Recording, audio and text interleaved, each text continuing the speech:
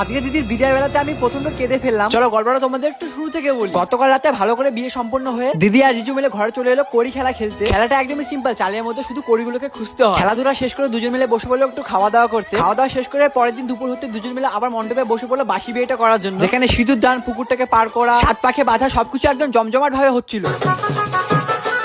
এতগুলো বছর ধরে যে জিনিসটা অপেক্ষা ছিল সেটা এক নিমেষে হয়ে গেল। বিয়েটাও গতকাল রাতে হয়ে গেল, আজকে বাসি বিয়েটাও হয়ে গেল, আরেকটু পরেই বিদায় বেলা। কিন্তু বন্ধুরা তার আগে সবচেয়ে ইম্পর্টেন্ট একটা জিনিস, সেটা হলো গেট ধরা। আর গেট ধরা পর্বটা শেষ হতে দিদিকে নিয়ে মা কোলের উপরে বসিয়ে যেগুলো নিয়ম হয় সেগুলো নিয়মগুলো ভালো করে করলো। আর কষ্ট তো হবে, এতগুলো বছর যাকে নিজের বুকের কাছে আগলে আগলে রেখেছে সে তো আর কিছুক্ষণের মধ্যে ঋণ শোধ করে চলে যাবে শ্বশুর বাড়িতে। প্রেম করে বিয়ে করলে যা হয় আর কি, কিছুতে যেতে আমার দিদির চোখের জলটা শুকিয়ে গেল। বাকি রিসেপশনের দিন আমার বন্ধু ঋষির হাত ভেঙে যায়, কিভাবে ভাঙে এটা তোমাদের আমি নেক্সট ব্লগে বলবো। তাই আর কি লাইক করে সাবস্ক্রাইব করে দাও।